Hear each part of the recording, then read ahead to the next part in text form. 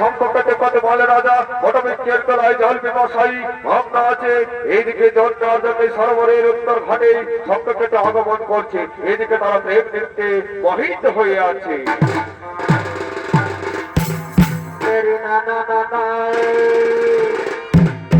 অবিচলের কলছি রে আমি তোরে লইয়া যাব যমুনা অবিচলের কলছি রে ওই আমি তোরে লইয়া যাব যমুনা।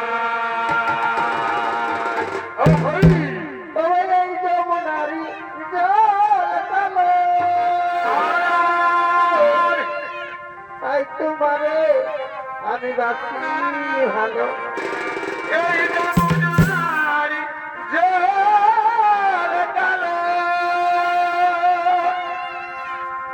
তাই তোমারে বাসি ভালো সেই জলের ছায়াই বন্ধু এই যমুনা দেখা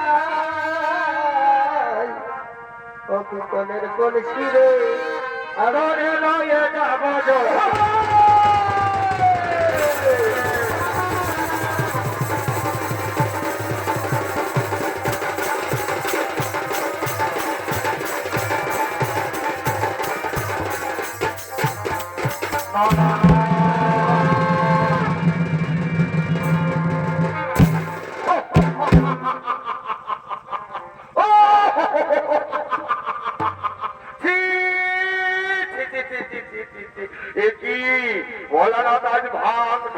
সেবন করে নেশার ঘরে একই দিনকে কি রাত মনে করছে নাকি হওয়া এইরকম লোকালে প্রেম নৃত্য দৃশ্য মানাই না। একই রচিত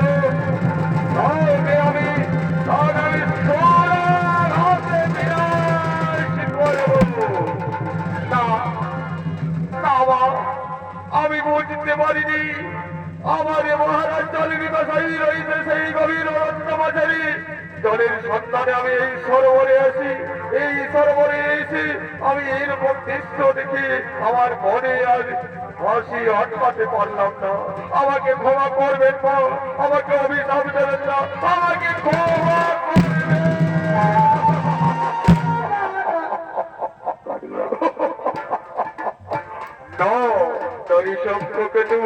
এই অভিশাপ আমার মুখ থেকে যে বাক্য উচ্চারণ হয়েছে তা কোনদিন পেশা হবে না। তোর মধ্য খসে পড়বে এই সরোবরের জলে আর এই সরোবরে এক মহাদানব অসুর রূপে জন্মগ্রহণ করবি। নাম হবে তোর মধ্যকাসুর।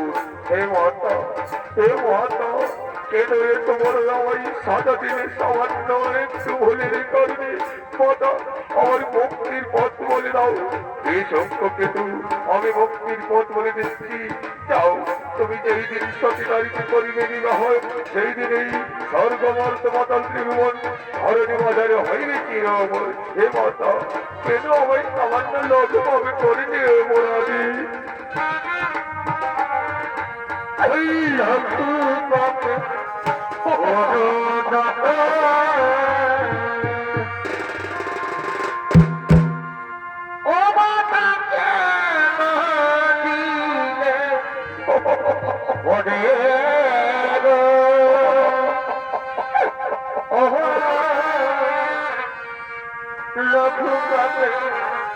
গুরুদণ্ড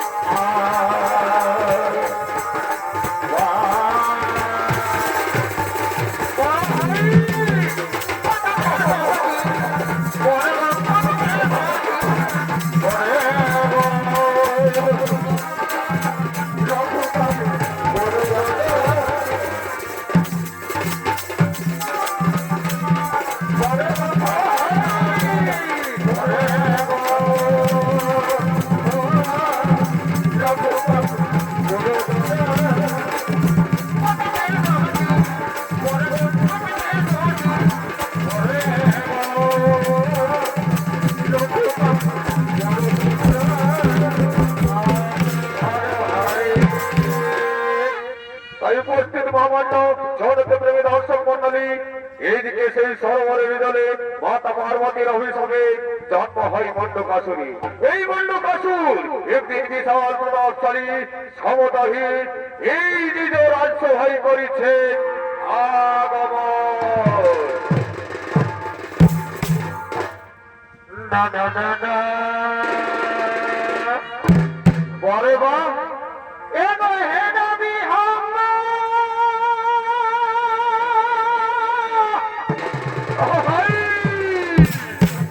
আরে ভগবান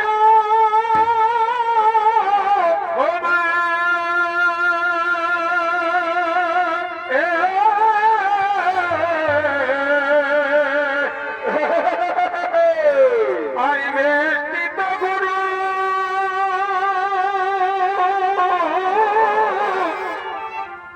এগো সদর সমান এই থাকি কোন ধর্ম ধ্যানে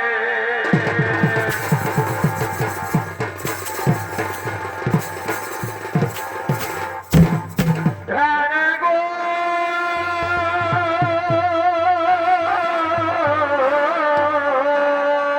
ও হরি এই থাকি কোন ধর্ম ধ্যানে এই বাসি এমনি ধরে কান আরে ভেঙে দে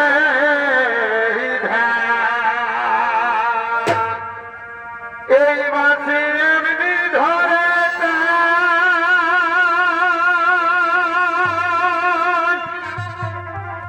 আরে ভেঙে দে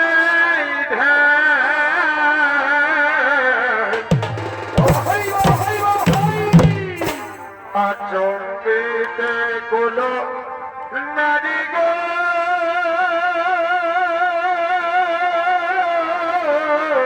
ও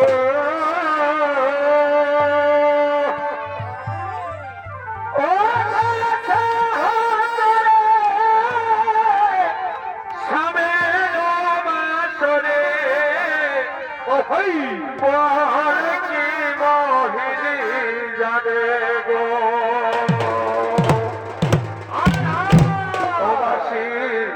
বল কি মোহিনী জানে গো বাসি বল কি মোহিনী জানে গো